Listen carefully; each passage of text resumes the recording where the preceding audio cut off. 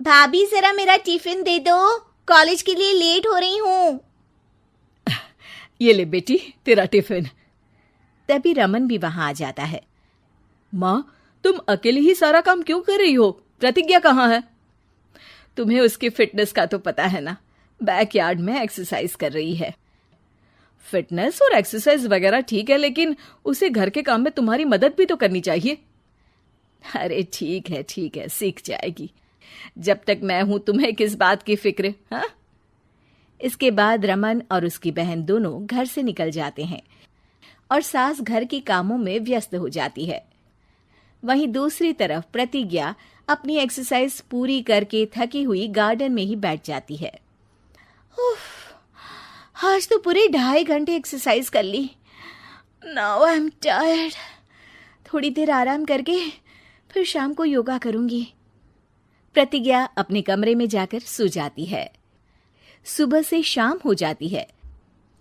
रमन और रेखा भी घर वापस आ जाते हैं, पर प्रतिज्ञा अभी तक कमरे से बाहर नहीं निकलती, जिस पर एक बार फिर अपनी माँ को अकेले काम करते हुए देखकर रमन उनसे कहता है, माँ, तुम हर समय अकेले काम में लगी रहती हो। आखिर प्रतिज्ञा पूरा दिन करती क्या है?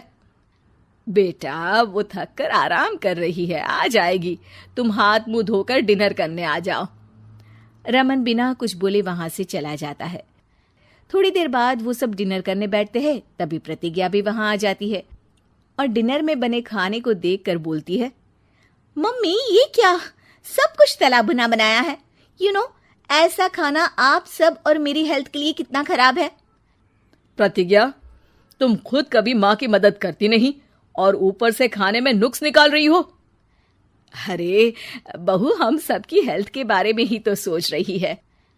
बहू, मुझे ना वो डाइट वाला और बिना घी तेल का खाना बनाना आता नहीं। कुछ नहीं होता मम्मी, वो भाभी बना लेगी। आखिर इतनी फिटनेस फ्रीक है, डाइट फूड बनाना भी जरूर आता होगा। वो सब डिनर करके सोने चले जाते हैं।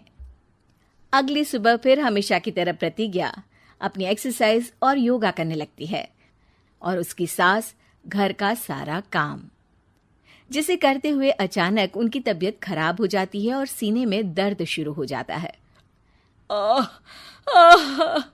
मर गई बहू। रमन, अरे कोई तो सुनो। और इसी बीच वे बेहोश हो जाती हैं।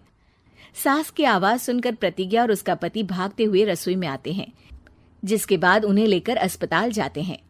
डॉक्टर प्रतिभा की सास का चेकअप करके कहते हैं, अरे इनका कोलेस्ट्रॉल लेवल तो बहुत हाई है और दिल भी कमजोर होता जा रहा है। इनका लाइफस्टाइल और खाने पीने की आदत बदलनी होगी।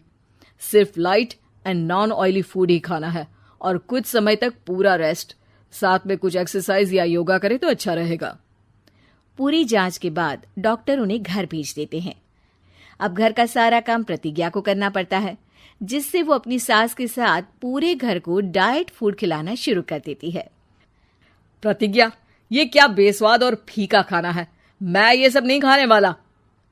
हाँ भाभी, बीमार तो मम्मी है, फिर हम ऐसा खाना क्यों खाएं?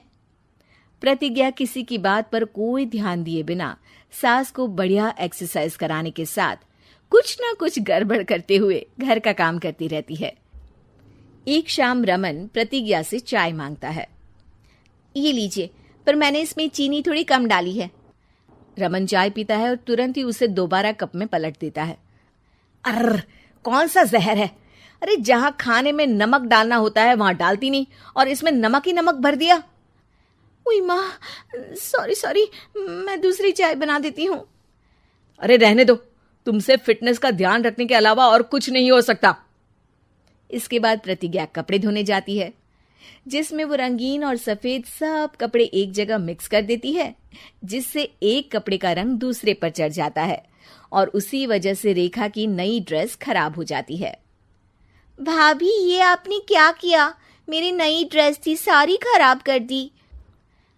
सॉरी रेखा, मुझे पता नहीं था और मैंने सारे कपड़े एक साथ ही वॉशिंग मशीन में डाल दिए। जहां एक तरफ प्रतिज्ञा घर के हर काम में रोज कोई ना कोई ब्लंडर करती, वहीं सास को एक्सरसाइज कराने और हेल्दी फूड खिलाने में कोई कमी नहीं छोड़ती। जिस वजह से जल्द ही उसकी सास पहले से भी अच्छी हो जाती है। हेल्दी फूड तो ठीक है, पर बहू आज हम खीर बनाएंगे। मम्मी, मुझसे खाना तो ठीक तरह बनता नहीं, खीर कैसे बनाऊंगी? और अगर अच्छी नहीं बनी तो रमन गुस्सा हो जाएंगे। अरे कोई गुस्सा नहीं होगा, और देखना खीर भी बहुत स्वादिष्ट बनेगी।